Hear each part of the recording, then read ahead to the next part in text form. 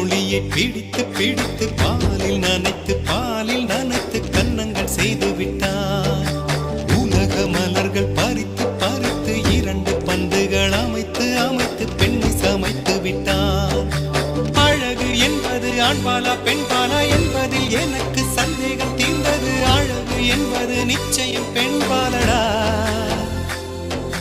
கவிதை என்பது மொழியின் வடிவம் என்றொரு கருத்தும் இன்று உடைந்த